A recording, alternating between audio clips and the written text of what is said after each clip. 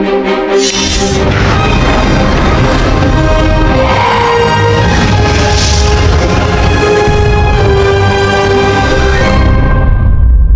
say that I'm one of the greats, I'm the one that you love to hate.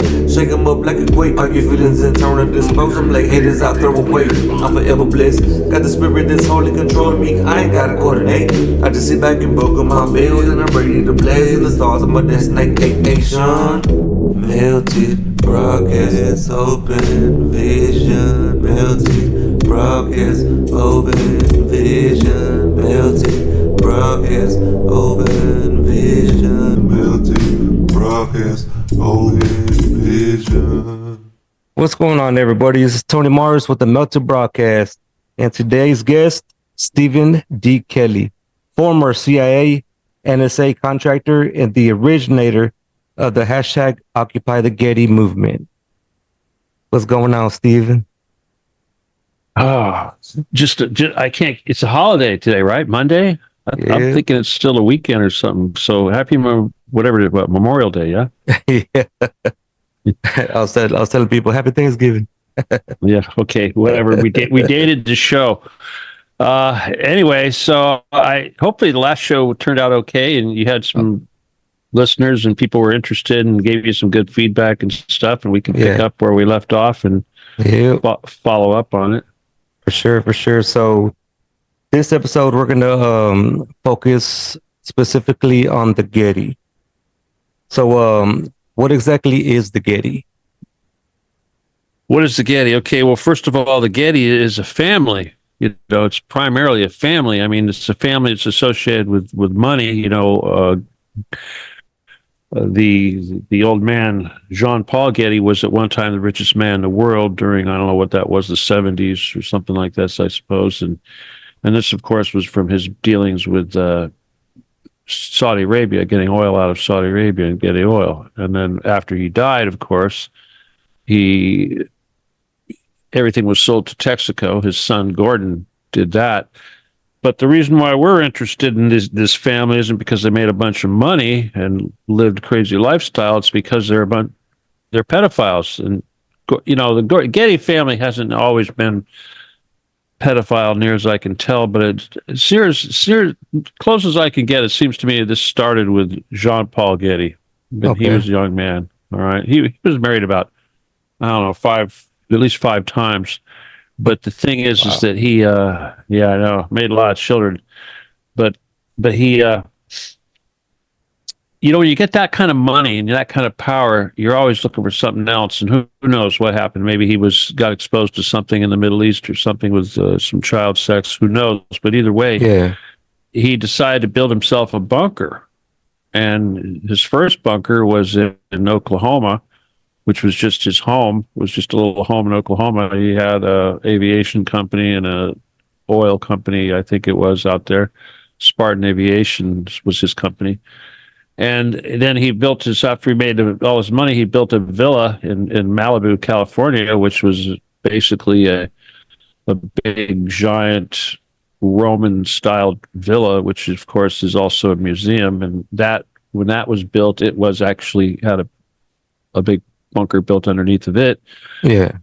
And he used it. He was built so that he could service his own requirements for children, as well as the requirements of all his high-rolling friends who also consumed children.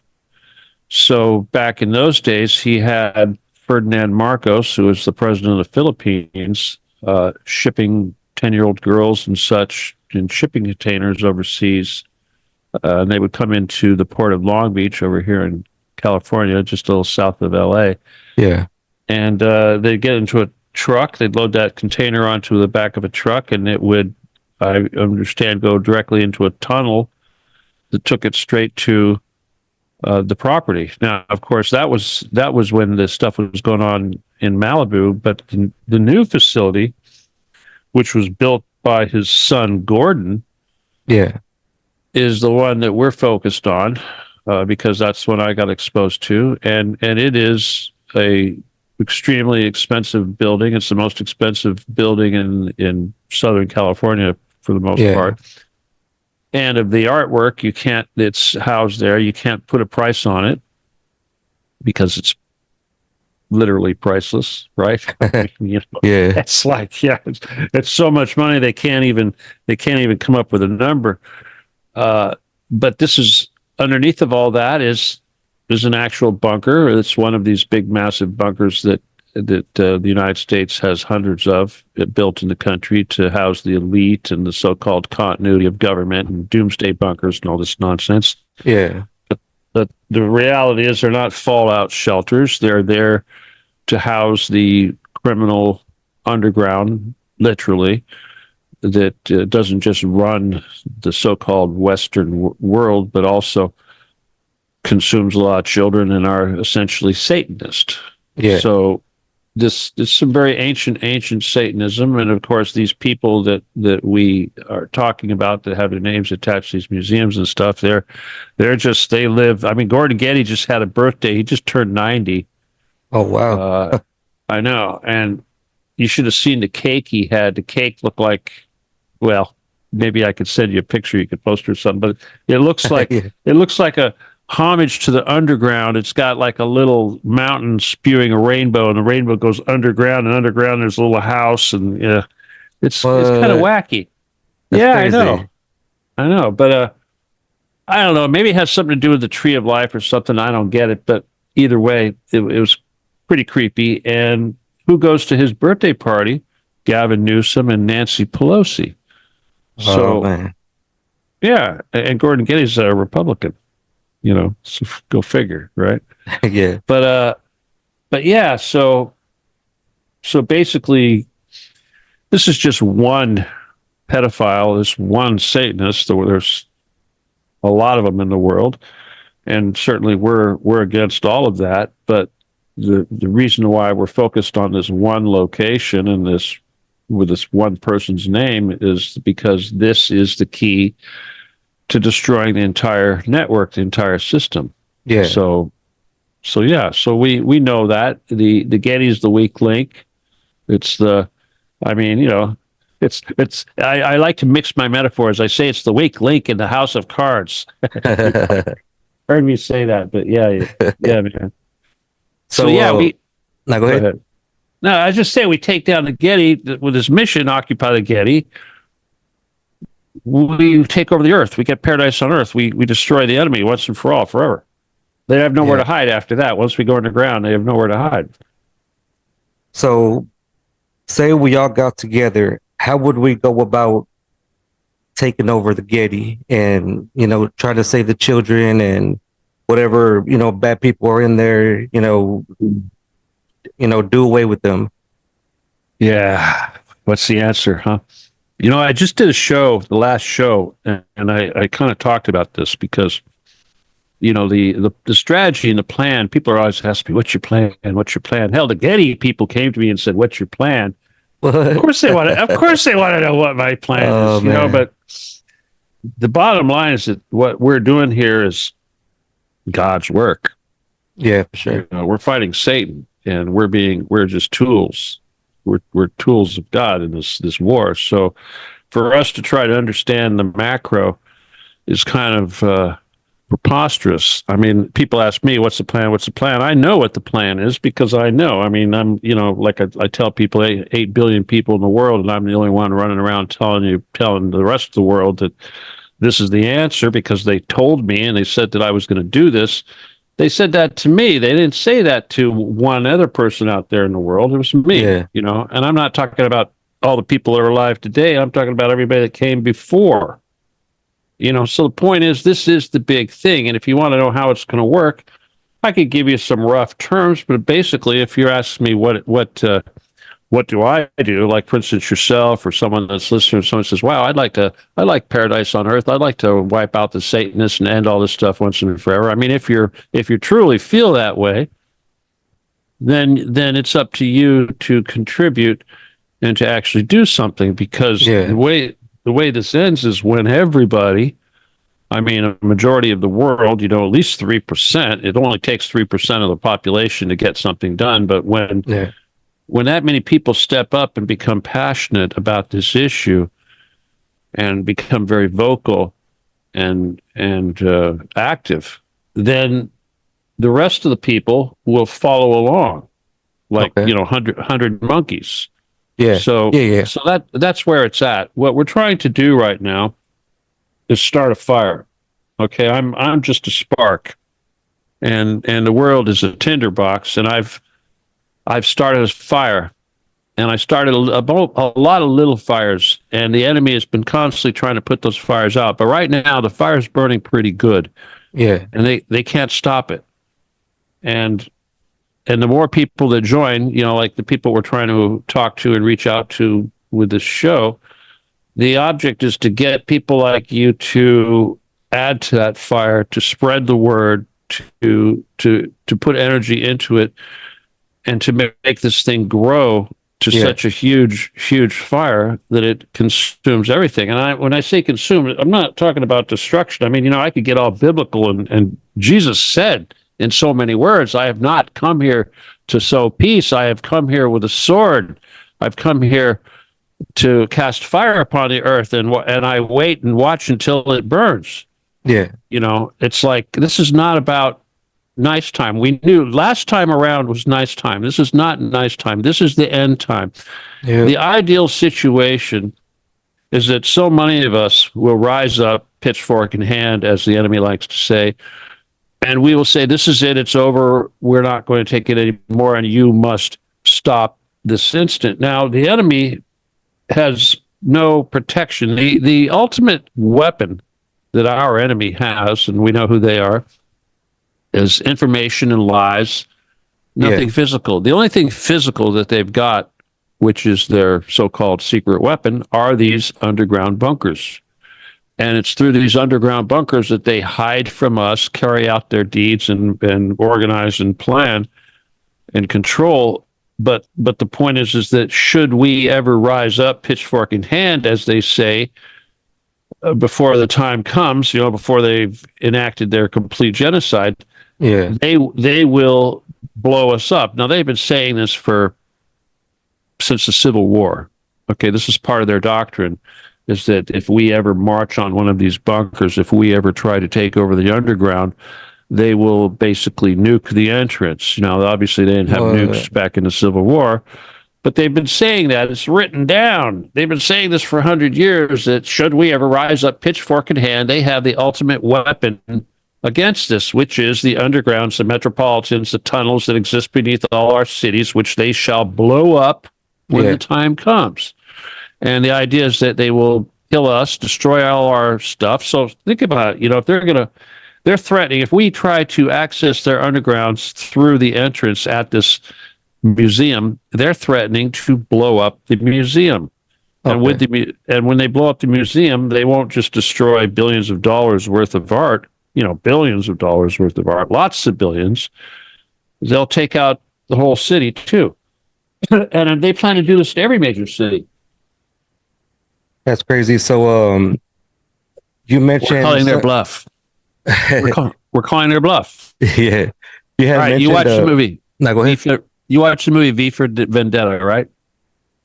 A long time ago. I kind of remember it. At the end of the movie, I kind of look like that guy, huh? At the end of the movie, everybody rises up and they march on Parliament or whatever the hell it is. Yeah. And the police are all barricaded, and they say, they're going to open fire, and they're waiting for orders. They say, what do we do? What do we do? Well, when it comes down to it, they don't do anything. They're not going to do anything. But again, I'm going to stop babbling. But the bottom line here is that we have to not kill them. We're going to end their stuff forever and put an end to this stuff. But we have to become elevated humans, as I've told you guys before. And we got to not execute these guys. The only way they're going to give up, they're not going to blow up their bombs, and we're not going to kill them. That's how it's going to work. Yeah. That's the answer to everything. That's how we do it. Okay. So earlier you had mentioned technology, and I had pulled up a picture from your page, Occupy the Getty, and then it has like a list of things like adrenochrome harvesting, child rape and murder, trap souls, snuff films, MK Ultra, NSA bunker, satanic ritual abuse, children stolen or bred, hidden knowledge and technology beyond your imagination. Is Uh-huh. like all those things are going on down there? Well, yeah. First of all, the enemy that we're dealing with is ancient. I mean, these guys have been doing this since just after the flood. Okay. This is like 2 or 3 generations after Noah, this stuff started. Yeah. Okay. That's when they first started digging these tunnels. The technology that's down there is all of the suppressed technology, like the Tesla technology and everything else. I mean, obviously they ran with that. They've got all sorts of technology that's been suppressed, human man-made technology. Then they also have the technology that they were able to get during their negotiations with the various different aliens that they've been making contracts with, Yeah. treaties, whatever. And then there's also technology down there, which is even older than that, which goes back to the previous epoch, which is like Atlantis. So there's Atlantean technology, you know, like crystals and this sort of thing. There's a lot of crystal-based technology that's left over from Atlantis. They have all this stuff. That's crazy. Oh yeah, and they have basically the ability to modify reality down there. You know, I mean, they can. Well, I mean, you can go back and forth in time. You can do all kinds of things. You can. Well, that's what these quantum computers are trying to do. They're trying to basically make quantum computers will essentially be able to do that. They'll be able to change reality. This is what CERN. You know, that's your Mandela effect and all that stuff. It's CERN. That's what causes that. But the thing is that they have to do all this with technology and big machines. We do it with our brains. Yeah.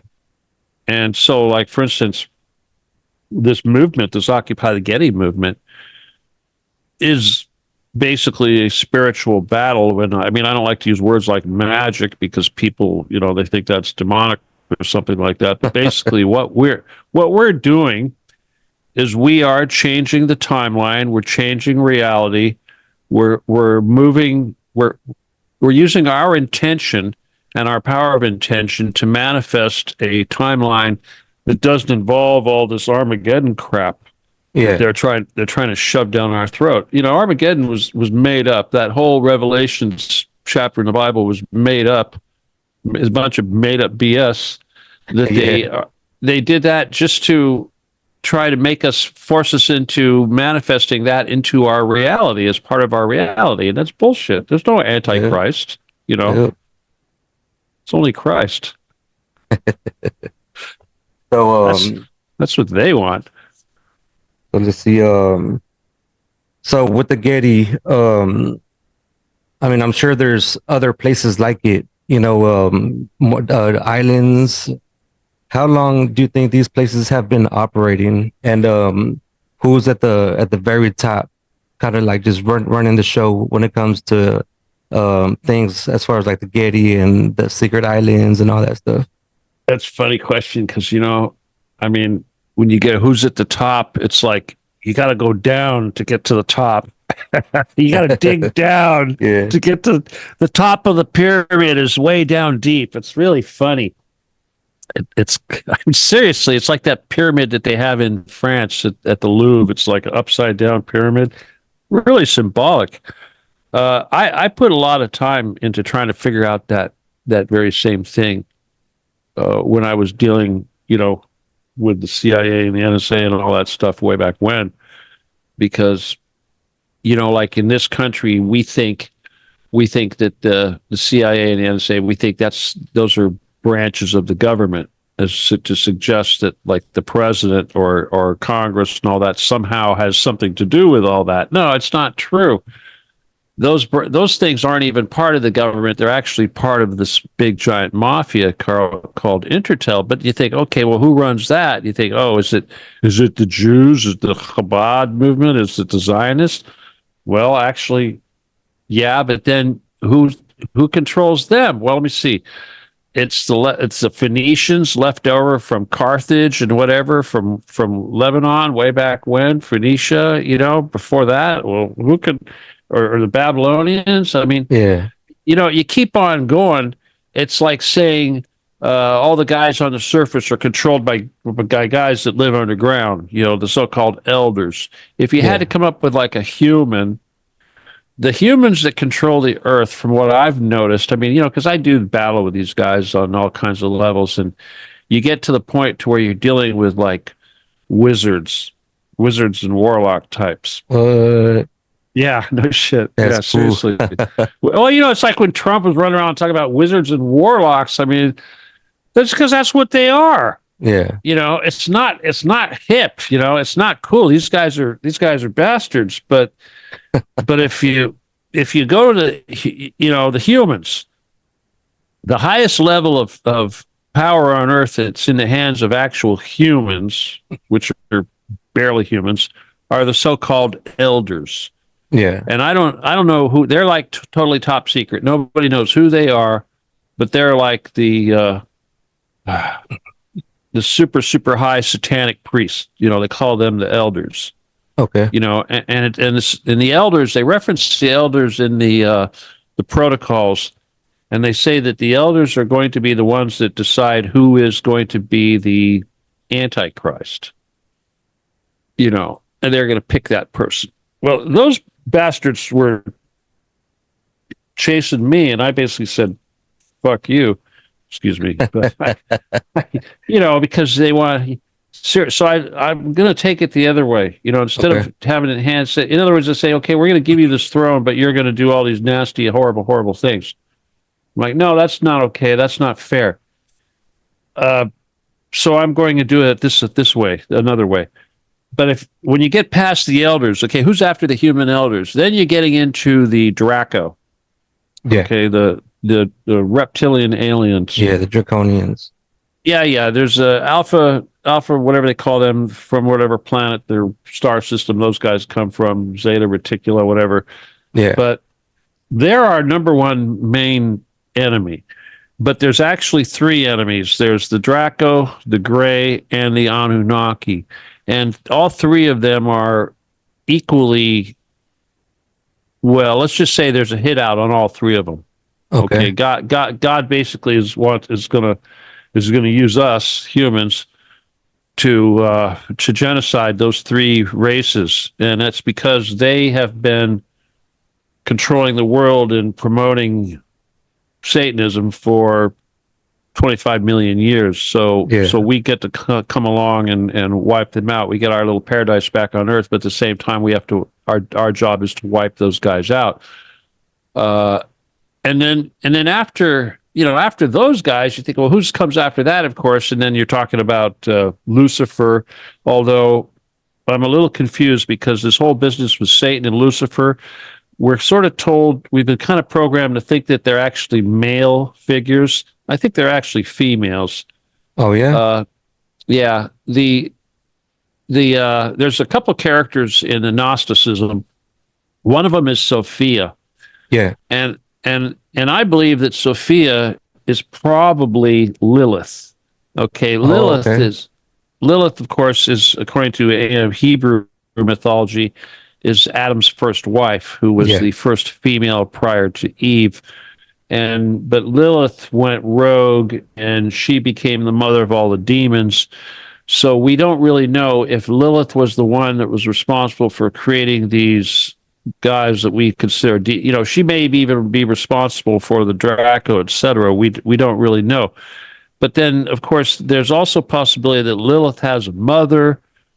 There's if you look at Gnosticism, there's all kinds of different versions of sex in Gnosticism where they have different variations of this theme.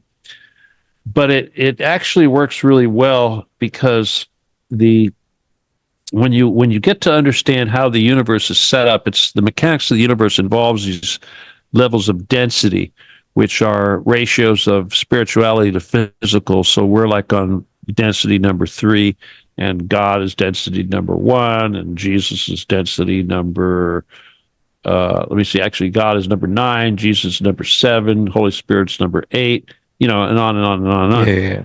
So it gets pretty complex. It's kind of like this Occupy the Getty mission. You asked me how it's going to go down. it's not our job to know, man.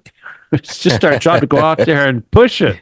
Yeah. You know, seriously, all we have to know is that this works, and it's the only thing that works, and that this is what we focus on. That's all we have to know. Yeah. And we have to know that if we do that, we're, hell, I'll just tell you this.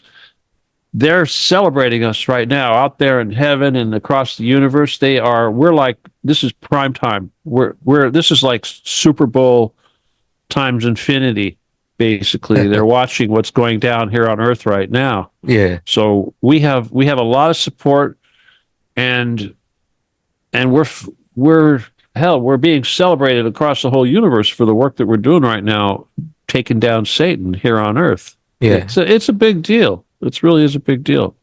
That's awesome. I remember listening to a video by Dolores Cannon, and she had kind of mentioned that, that aliens on the outside looking in, this is like the greatest show like in the universe going on right now.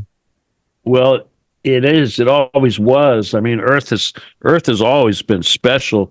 I mean, prior to these, the Greys and the Anunnaki, but those three entities, that's the reason why they're being taken out, was because here on Earth there used to be like 8,000 different species of alien, different entities. So everybody came here. I mean, this was like Hawaii. I mean, everybody. This was the place to be. And they took over. Those three guys took over. They genocided as many of these species as they could. They drove them away, and they became very powerful. And apparently, there was a treaty made between these entities and the Creator a long time ago. And because this stuff trickles down, and they're in violation of their treaty, and this is why we've been given the task to take them out. And one of the biggest violations that they did to get them in trouble was these bunkers that like the Getty. And the thing is that they have portals, and they've been using these portals to move from the fourth density into the third density where we are, and they've been collecting nutrition, food. They basically milk us like cows, but they get 4D nutrition from the 3D. It's just like we eat lower density. Animals are lower density than us, and they treat us the same way. But there was a deal made where they were only supposed to have so many of them here. They were only supposed to do so much. And when they installed these portals, they allowed them to travel from whatever it was, Zeta Reticula over here, and come and go and reinforce. And that's against the that's against the rules. So this is why we've been given the task of removing them once and for all. So earlier you had mentioned the Greys, the reptilians, and the Anunnaki. So the Anunnaki, are they here like in a physical sense? Or are they the ones maybe like a reptilian shape-shifting into like government officials that are doing all this crazy stuff to us? The thing about the Anunnaki is they're definitely different. I mean, the reptiles and all that. Yeah, there are shapeshifters. I've met a couple of them already. They look completely like humans, and as long as they look like humans, they're humans as far as I'm concerned. Yeah. So I don't really understand how all this business works, but they don't really they don't act like they've been human for very long. They're not very good at being human. Let's just put it that way. The Anunnaki, though, supposedly they're different. Their technology is different. They're not quite as advanced. I understand that they actually have to use like rocket technology. Their space travel technology is it's very similar to what we have. They're not quite as advanced as these other guys are, but I heard that their leader Marduk actually came here, and he's here on Earth right now. But Africa is kind of like the Anunnaki homeland, So when Marduk came, he came to Africa, and supposedly all of the leaders of the world went to meet Marduk when he came here, and they used the what was it, Nelson Mandela's funeral as an excuse. So when Nelson Mandela died, they kept him on ice for a long time. And it was something like a month or two later that they supposedly held his funeral. And when they did it out in the middle of nowhere, out in the middle of like some desert, just nobody anywhere around. And they created this big tent or something like this. And all these elites, came to this location, and it was ultra top secret. And supposedly this is where they all got to meet Marduk. But I don't really know much about that stuff. That's so crazy, and it's funny that you say that, because in my mind, I've studied up on like Sumerian, and the Anunnaki, and to me, the way things have been going, in my mind, I'm like, Marduk's here. Yeah, yeah, because he was the, I guess you could say, the crazy one. I want to say he was like the first son of Enki. Ea or something, Enlil's brother. Uh-huh. Well, I'm not a big fan of these guys. I know, I've read the Epic of Gilgamesh, and I know Sasha Lesson, and Sasha Lesson? You ever heard of him? Never heard of him. He was a big Anunnaki expert. I assume he's still alive out there. But, I learned a lot about that stuff from him. But here's the thing, though. These guys were running around telling everybody they're gods, and sure, they were responsible for hybridizing a lot of the humans, but they weren't the only ones. The Greys and the Draco did it too, and I suspect that Lilith is involved in this also. I mean, these three alien entities are like the big power, the trifecta, but I really think that Lilith is a major player who may even come in on top of all of those guys. So, in other words, it's like when we look at this mission, the Occupy the Getty mission, you think, well, what's going to go down? We're gonna take over the undergrounds. We're going to do this. We're going to do that, and then what? Well, ultimately, this battle's going to be going everywhere, because these entities are not just on Earth. The Draco and the Anunnaki and the Grey, they're all over the place. So, and this is why a lot of the fighting that we do, all the fighting that we do, is in the astral, because in the astral you don't have to physically go there. It doesn't matter where the enemy is; we can go to them and take them out. And that's what we're doing. And earlier you had mentioned the elders. So those are they physical people, or do you believe in like a Gartha, maybe in the center of the earth, or are they in the spiritual plane? Well, Agartha and Shambhala and all that, they're just like countries inside of Middle Earth. Okay. And Middle Earth is the Earth is a geode. It's about 800 miles thick. You got to go down 800 miles to get to the inside, and I really have issues with the flat earthers, but but yeah, it's a whole world in there, and it has a sun, a proto sun, and this proto sun, it's just like a little nuclear ball of plasma. It's a plasma ball, is what it is. It's like, and it's caused by the natural frequencies and magnetic fields of the Earth. I mean, I'm not going to get into all the physics, but if you want to understand how that can work, you look into Nassim Haramein. Oh man, I love Nassim Haramein. Yeah, well, Nassim. If you look at Nassim and you look at his work, and you understand the actions of these energies, then you can see how it's possible to have this little ball of energy. It's like a nucleus inside the center of the Earth, and that's the sun, basically, for the Earth. It's just like a little throbbing plasma balls, and it's the whole Earth is magnetic field. It's how we make plasma. We compress it with a magnetic field, and that's what it is. So, but anyway, the politics that goes on down there, I try to stay out of. Okay, seriously, because I don't understand it, and I'll tell you this though, one of our major enemies, of course, are these Nazis, and because the Nazis have been doing the whole Vril business, you know, they've been chasing after aliens, they've been chasing after trying to create psychic soldiers, and a lot of these guys are basically what we would call like Sith. Okay, yeah. you've got we're Jedi, they're Sith.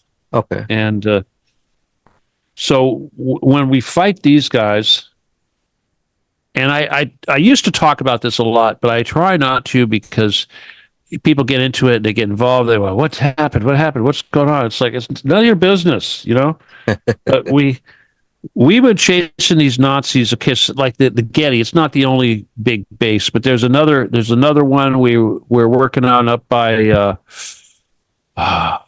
San Jose Islands, up there by Washington State, up there. okay. You know, Spokane. There's a big underground facility over there we were looking at. We were also dealing with them down in South America. There's huge concentrations of these guys down there in various different countries. There's a lot of what we are dealing with has to do with like water, okay, underground water. You know, it's like when these idiots are going, watch the water, watch the water. They don't know what they're talking about. What the thing is they're okay. It's like the fountain of youth. Okay, yeah.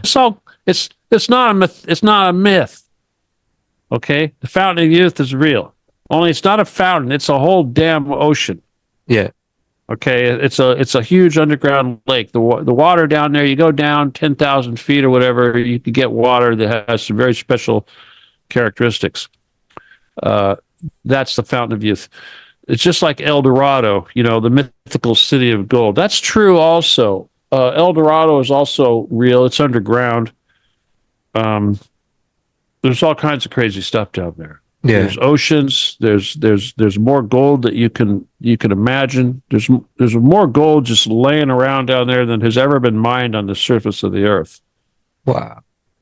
Yeah, that's crazy. And this is why they don't want us down there. They've been searching for this since like forever.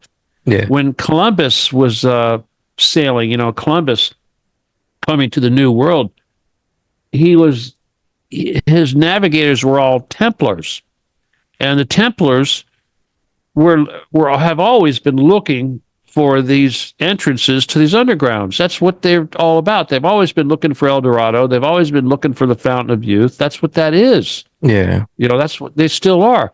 The same thing with the Mormons when they went up to Utah. Same thing. You know, and there's entrances all over the place. In California, we have several entrances. One is over there at Bohemian Grove. You know, underneath that big owl. Yeah, that's an entrance. That's another thing I wanted to ask you about that place. Yeah, yeah.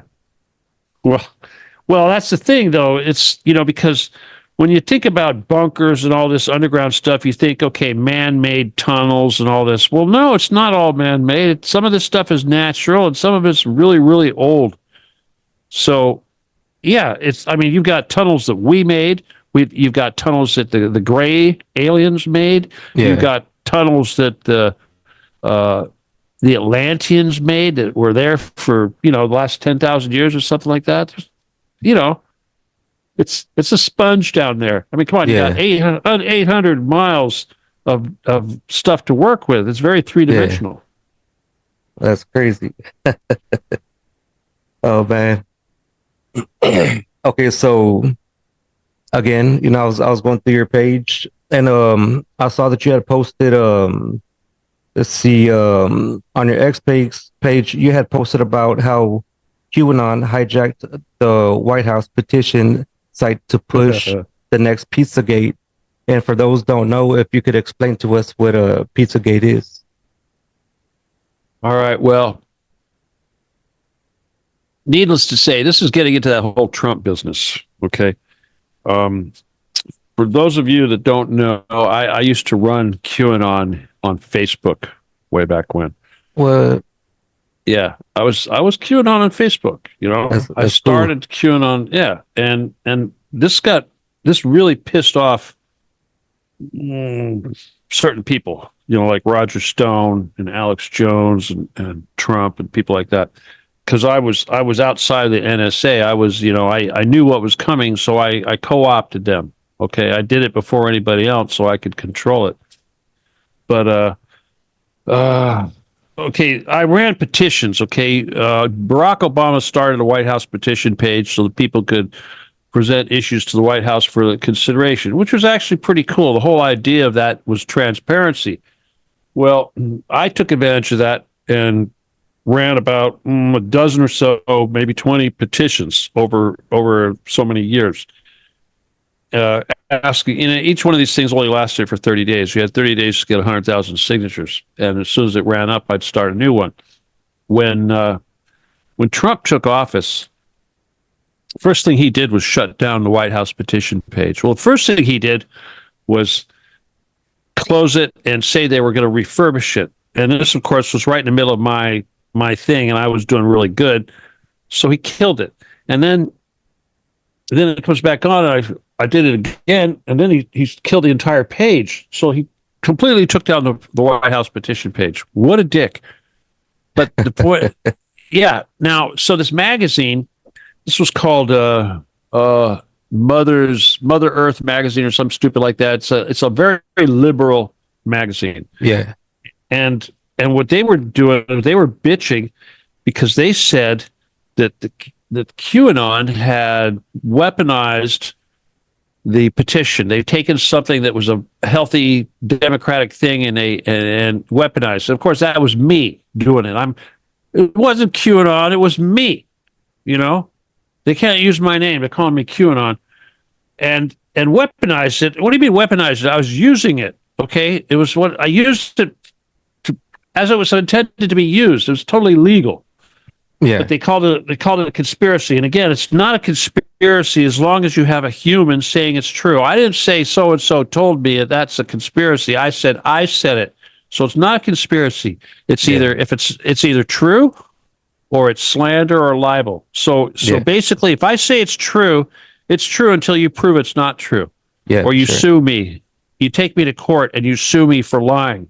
And that's the whole purpose of this is these bastards won't do it. They've got billions of dollars and an army of attorneys. And if they're right and I'm wrong, sue me, put me in jail, take away everything I've got, slap me in chains, do what you can do. Send out a hitman, come by here, send them something. Hell, they sent the FBI after me like twice. That didn't do nothing. Yeah, well, the first time they called me up on the phone and they said, please don't protest at the Getty. I'm like, what? You're telling me not to protest at the Getty to saying that they've got child sex slaves and you're supposed to be a law enforcement agency. Why don't you go investigate and see if they do have child sex slaves like I'm saying, like. That's crazy. Yeah. So, and then the next time they came after me was because they're trying to accuse me of treason. They're trying to say I was a terrorist. I was colluding with foreign governments like Iran, and shit like that. And then I told them. I said, well, I was on press TV because I was a geopolitical analyst for them, and they go, why would they have you as a geopolitical analyst? I said, well, I don't know, maybe because I'm an ex-CIA NSA contractor. And they go, what? Yeah, you're so full of it. I'm like, yeah. And I told them, I said, I was recruited by Don Nixon, Richard Nixon's nephew, and he was his boss was Robert Vesco. Write his name down. Write this down. VESCO. And I'm not telling you that. I'm telling the FBI this. I'm saying, hey guys, my boss is named Vesco. Why don't you write his name down and go check that out? You want to fuck with me? Go talk. Go talk. Go look into this guy. Anyway, that guy died in a Cuban jail, Vesco. What? Yeah, that's a long story. I mean, that's a funny story, actually. I think I had something to do with that. But I mean, anyways, they can't kill you anyways. We talked about this in the last episode. That's right. They run away, man. They damn run away. The FBI ran away. As soon as I said Vesco, they just whoop. I yelled at them. I was giving them crap as they were running away from my house. Yeah. Calling them names and shit. You know? So from the last time we talked, what's been going on? What kind of progress have you made? Well, there's been a lot of stuff coming up. One of the most significant things that I did, well, obviously, we've got this whole business going on with Israel, and we got the whole world basically turning on Israel and Ukraine and the enemy. I'm not saying the Jewish thing, because it's not a Jewish thing. It's really Phoenician. This is one of the big things I discovered, is that the Phoenicians were the blood cult that's hiding behind the Jews. Yeah. These guys, whatever it is that they're calling themselves, all of this child sacrifice crap, they've been doing this since the time of King Solomon over there. Wow. Yeah, they were doing it in Israel. And after Solomon died, there were maybe, I think it was 19, 18 something kings, maybe 12 kings. I can't remember that followed him before the country was completely wiped out. Yeah. And every single one of them did child sacrifice. They called that the sins of their fathers. It's in the Bible all over the place. Jeremiah, Zechariah, Kings. They talk about this child sacrifice stuff going on in Israel. And when they reference it, they reference why Israel's getting destroyed. It's because of that. It's because of child sacrifice. Yeah. And it wasn't just going on in Babylon. Of course, in Babylon, people all talk about Babylon. Screw Babylon. No one wants to talk about Phoenicia. Phoenicia's where it was really going on. Yeah. I mean, when Israel got broken up and went into captivity, only 2 tribes went into captivity in Babylon. 10 tribes went into captivity in Assyria. No one talks about that. And those were the guys that were doing the child sacrifice. I mean, they did child sacrifice over there in the north, up there in Judea, but in the kingdom of Israel proper, where Solomon's descendants were, those guys were doing child sacrifice. They never stopped. They called it passing your sons through the fire to Moloch. That's what they call it. And, you think, wow, how could these people be burning their children? They had 22 wives. They had a lot of children. Yeah. I mean, these stupid Israeli kings back then, I mean, we're talking real righteous people, right? 22 wives. Are you kidding me? Yeah. Right? And these wives came from all over the place, and whatever religion, whatever crazy satanic crap those wives are doing, that's what the kings were doing. That's exactly what Solomon did, and that's why Israel's screwed. So if you don't want to blame the Jews, blame the Phoenicians.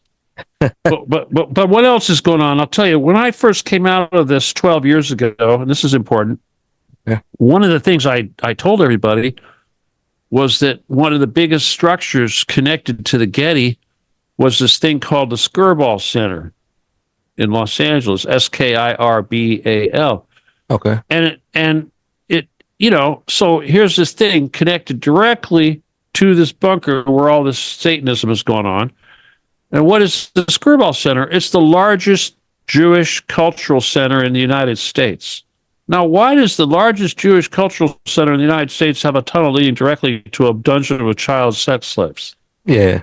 Now I've gone public with this, and again, if the Getty won't sue me, maybe the Skirball Center would like to sue me if I say they've got child sex slaves in their basement. Yeah. I mean, somebody sue me. Come on, Yeah. make me stop saying these things. But I'll tell you, the biggest thing that's going down right now is having to do with Trump. And we all know Trump's going to get reelected. There's not much chance that Trump's not going to get reelected, but unless he dies or something. But the Trump team, the Trump crowd, the conservatives, the QT people, the NSA guys, the ones that are trying to control the narrative, they're trying to tell everybody that I came out in 2020, not 2012. Okay. Yeah. All right. They're trying to move my disclosure up 8 years. Now, why would they do that? It's because they wanted to say that I disclosed this stuff after Trump left office. Oh, okay. They want to say that I came out the day Biden took over is when I came out and said this stuff, as if to say Trump doesn't know anything because the word didn't even come out until after he left. That's a bunch of BS because I've been saying this since Obama. And it was Trump that shut down the White House petition page and tried to put a stop to me trying to get justice down there. Yeah. So Trump's totally corrupt. And the point is that all these Trumpers out there know about these bunkers. They know about the child sex slaves. They know about all this stuff, and they all know about me. And you're either going to say that I'm full of it, or you're going to say you don't know, or you're going to accept it. And either way, you can't be ignorant. Yeah. Okay, so I know Trump's not ignorant. I know he's not ignorant. How could he not know? Yeah. So he's going to come back into office, and they have to say that, in other words, it's like this problem didn't exist while he was in office, because when he was in office, or like right now, they're all trying to say, there's white hats, these facilities have been cleaned out, the children have been rescued. Well, bullshit. No one has been rescued. There are no white hats. Nothing's been cleaned out. Yeah. Trump's involved, and it's not going to change even when he gets back in office. So in other words, they can't make me go away, so they need to manage this issue. And when the day that happens when Trump comes back into office, it's going to become a big problem because nothing will change. We'll still have chemtrails. We'll still have, Ukraine. We'll still have Israel. I mean, my God, people, the very final chapter, the very final verse in the protocols of the learned elders of Zion, there's those learned elders again, says that they shall bring about a great disillusionment. And it's from this disillusionment that the people will be ready to basically give up and accept the Antichrist. And if you ask me, Trump is the final disillusionment. Yeah. Because right now, he's everyone's hope. They think, oh, we're gonna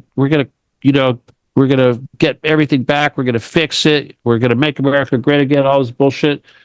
He's gonna get in there, and they're gonna find out pretty quick that he is no different than Biden. He's completely under the control of the neocons and the mafia and the Zionists and everything else. Yeah. They're all going to figure that out. And when they figure that out, there's going to be a disillusionment because they're going to realize there's nobody left to turn to. Yeah. Because they're all been programmed this dual polarity thing and thinking if it's either one side or the other, they take turns pointing fingers at another side. Once everybody wakes up and realizes that both sides are the same thing, there's that disillusionment. They're going to be ready for a change, a thing that they call the Antichrist. Only thing, it ain't going to be the Antichrist. It's going to be me. Okay, seriously. Yeah. I'm serious, fuckers. You're going to get what you get, Yeah. Their labels, forget the labels, okay? You get what you get, but just forget throw away the label. but yeah, we're going to have a world government. We're going to have a king. We're going to have all that stuff. That's what Christ is supposed to be. Christ the king is supposed to come back and rule over the world. That's exactly what we're expecting. He's going to be a despot. What is a despot? A despot is a king. Okay. You're going to have you're either going to have an evil despot or you're going to have a beneficial despot, a loving despot. Yeah. So you're either going to get a daddy or you're going to get a cruel master. Yeah. One or the other. And the Satanists want it to be the bad guy. They want it to be a killer. They want the king of the world to be one of them.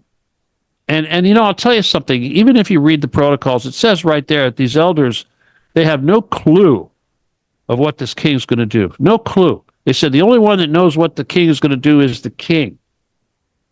All right? They have no control. So that's why when everybody asks me, what are you going to do? How's this going to go down? How's it going to go down? Wouldn't you like to know? I mean, no, you don't. My God. All you got to know is that it goes down. Yeah. That it's going to happen. It's going to happen, yeah. All right, now go ahead. I'm sorry.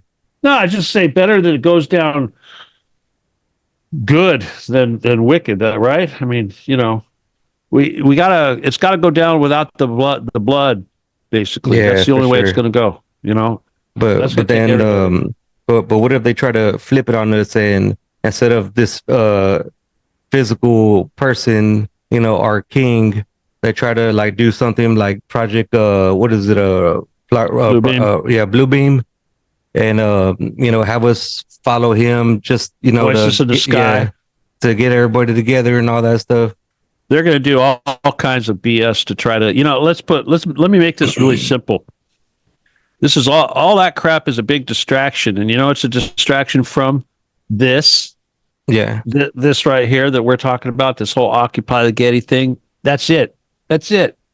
All right. That's it. That is the plan. Everything else is BS.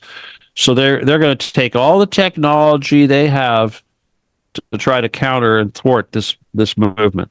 And if Yeah. that means massive holographic projections in the sky and all that, they don't have the technology. I'll tell you that right now. They don't have the technology. Yeah, I Okay. used to work.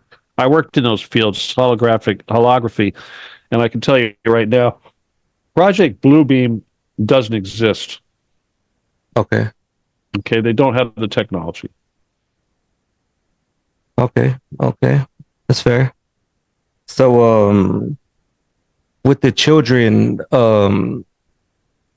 why is it so important for them to keep kidnapping these children? Like what's so beneficial about it to them?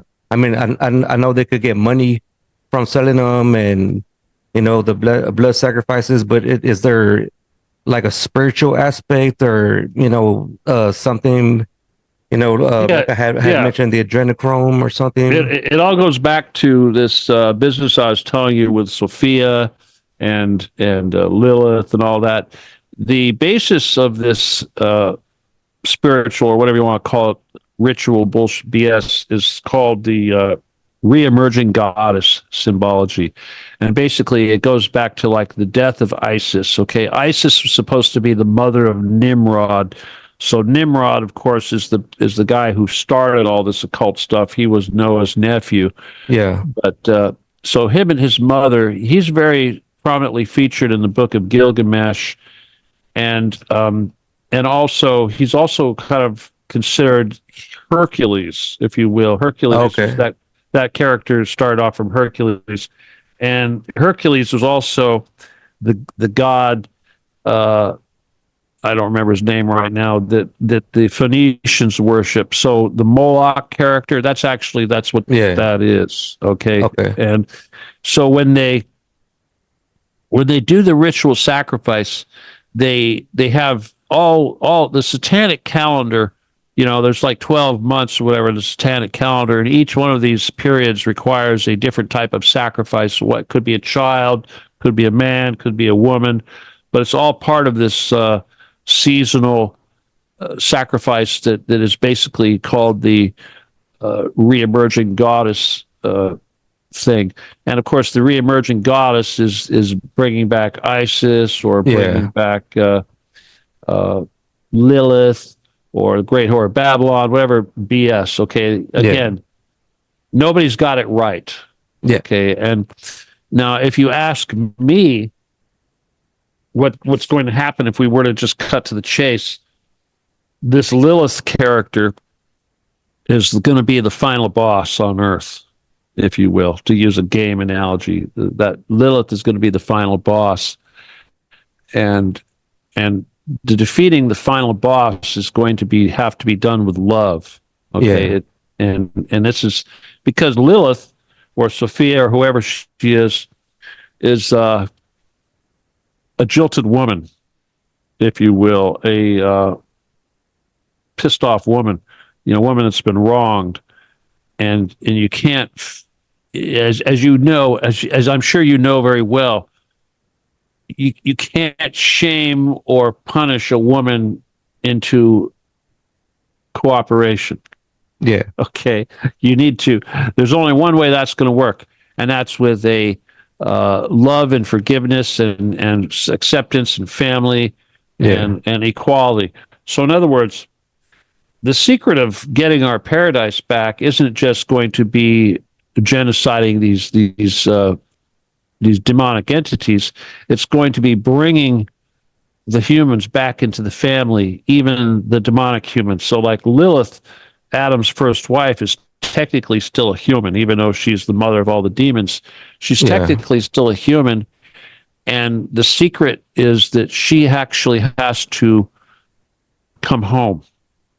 She has to return back to where she came from, which is what I believe is probably the 8th level of density. I think she's one of the, she's part of the Holy Spirit.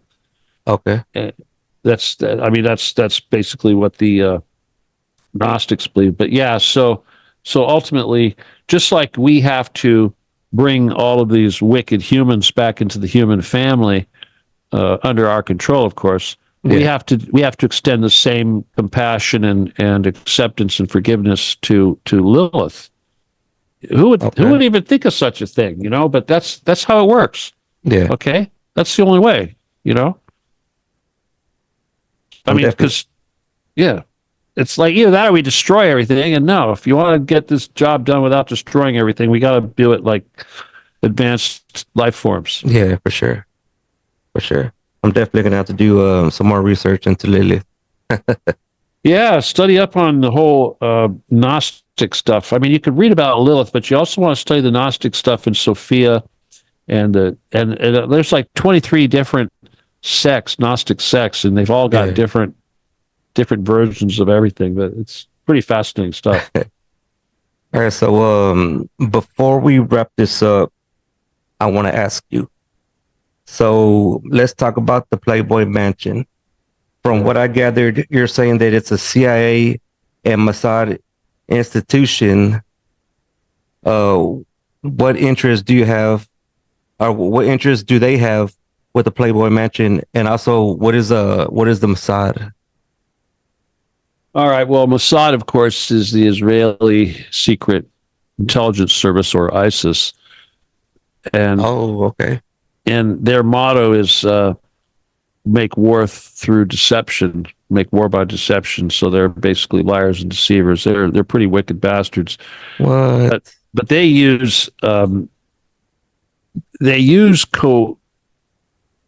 extortion to control people. I mean, obviously they use money. You know, AIPAC, of course. You know, they throw all kinds of money at this country to control it, but they also use extortion. So what they'll do is they'll take these people, these celebrities and what have you, and or politicians, whatever. They lure them into a place like this where they have illicit sex going on, and they film it. And of course, this is the same thing they did over there at Epstein Island, exact same thing. So they have this going on all over the place, and they get dirt on everybody, and that's what they do. I mean, trust me, they get dirt on anybody. It doesn't matter what you're doing. If you're in another country and you have any power whatsoever, they'll get something on you, and they'll use that against you to get you to, follow along the American line or something of this nature. It's very pervasive. But yeah, Getty Mansion was definitely, or the Getty Center is definitely connected to quite a few houses, of which the Playboy Mansion was one. But they're not all. I mean, I've found a house in Encino, which was a nice house, but it's not a Playboy Mansion, and it had a tunnel. It was hooked up. Yeah, and it hooked up to that Skirball Center I was telling you about. It was also it was a guy's house in the guy named Rick Messina. He's a talent agent here in Hollywood for comedians. He handles comedians. Yeah. Like Drew Carey, people like that. Oh, okay. Yeah, him and Tim Allen. Those are two of his clients. A whole bunch of other people. Paxton, that idiot. Pedophiles. Total pedophiles. Yeah. But this guy has a pad in Encino, and he does all sorts of pedophile stuff over at this house. Like he has a wiffle ball court built in his huge wiffle ball. Wiffle ball? Yeah. It's like baseball with a plastic ball. Yeah. But I mean, it's a kid's game, and they do that there. And the house next door on paper, it's owned by an executive from Netflix, but it's actually owned by this guy.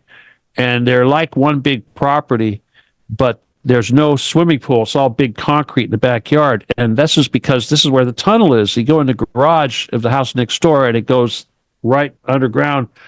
And you could drive a car straight to the Jewish center over there, the Skirball. And when they attacked me on Facebook, I was running that with a QAnon group, but they tried to kick me out of the QAnon group because I was dangerous, and in retaliation, I went after them, and that's where when I located that facility over there. They've since filled in the tunnel, and I haven't heard anything from that Rick Messina guy. But screw these people. I mean, I don't care. I'll say your name. I'll call you a pedophile. I'll say you got bodies buried in your backyard. I don't care. Prove that you don't. Yeah. So, kind of like what's going on with Puff Daddy. And same thing. Same thing. Well, he's definitely hooked up. So is Oprah. I mean, so many of these people have been hooked up. Hell, the woman that was the maid on the Jeffersons. You remember the Jeffersons, right? Yeah. Moving on up, all that. Yeah, the maid. I don't remember what her name was, but she ran a club in L.A. I think it was in the Hood, somewhere, near Chinatown or a really nasty part of town. But her club had a hookup to the underground. I mean, they used to have kids. They used to have, pedophilia stuff going on there. So it's everywhere. And Disney, it's not just houses. I mean, come on. Here's the thing people got to realize. It's not just a bunch of bad people. It's the whole damn government, okay? It's the whole damn system. If you're anybody, you're connected. Yeah. The FBI is connected. The city hall is connected. The police station's connected. The hospitals are connected. The university's connected. UCLA, USC, they all have tunnel entrances connecting to the Getty. What? Disneyland. Hell. Oh, yeah, sure. Riverside. And you know what they like to do? They like to have these places where they do these child executions over a reservoir. Okay? So like this house in Encino where they were doing the child sacrifice over at that house. Yeah. It was right next to the Encino Reservoir. It was up on a hill, and then right below the house was the Encino Reservoir. It's just like when they were doing the kids, they were doing the torturing kids over there at McMartin Preschool. Remember the McMartin Preschool? Maybe you don't remember that. Well, you got to look that up, man. Ted Gunderson, McMartin Preschool. They were taking the kids from Santa Monica, and they flew them up to a house up there in Cresswell over there by, up in a little hill up here, Big Bear and Lake Arrowhead. And they were doing satanic rituals up there. And that house overlooked another reservoir called the Diablo Reservoir. Yeah. No kidding. I mean, literally. And then that little city of Cresswell, the whole damn city is satanic. It's like there are cities here in the USA that are run by Satanists. It's like the Satanists will all congregate at these cities. Long Beach, California is one of them. That's where I was born. Yeah. Hell, what was that? Sandy Hook. Remember Sandy Hook, that whole shooting bullshit BS with Alex Jones and all that? Oh, yeah. That city was satanic. That was satanic. That's why they all went along with it, because they were all satanic. What? Yeah. There's cities in the U.S. where everybody's a Satanist. I mean, I'm not saying everybody in Long Beach is a Satanist, but, you know what I mean? Yeah. Anyway. Man, that's crazy. Well, I really appreciate you coming on for this part 2. We got some really good information out. Yeah, this was really fun, man. I really appreciate it. And if you want to shout out your X page and your website where people could get a hold of you to support the cause. Sure. First thing, I got to shout out to your wife, dude. Hey, man, I don't see her sitting there, so I can say hi. My best. And then, Law 17 Gun at AOL.com, LAW17GUN at AOL is the email you want to use to get my book or ask me questions or book an interview or whatever the heck. And the Telegram group, which you need to join if you're serious about this stuff, is Occupy the Getty / Stephen D Kelley. And then the Twitter group is Stephen Kelley 24, or Stephen D Kelley for President 24. I'm pretty easy to find. Yeah. Join me there. And what else? That's really. I mean, there is a StephenDKelley.com. Okay. You know and that'll lead you to everything else. And then, of course, my book is on YouTube if you want to listen to it or if you want to read it. 100%. You can just have me send it to you. Yeah. I didn't even know you had a book. You didn't know I had a book? I'm definitely gonna listen to that. All right, yeah. It's called Lasers, Cavers, and Magic. Okay. Oh wow. Yeah, just do a search for Lasers, Cavers, and Magic, and it'll pop right up. Okay. All right, Steven. Well, thank you so much for coming on, man. And we'll be back in contact here pretty soon, man. Awesome. All right, dude. All right, man. You have a good one. Peace. Adios. Peace. People say that I'm one of the greats, I'm the one that you love to hate. Shake 'em up like a quake, pop your feelings and turn to dispose them like haters I throw away. I'm forever blessed, got the spirit that's holy controlling me, I ain't gotta coordinate. I just sit back and bogle my bills and I'm ready to blaze in the stars of my destination. Melted, broadcast, open vision. Melted, broadcast, open vision. Melted, broadcast, open vision. Melted, broadcast, open vision.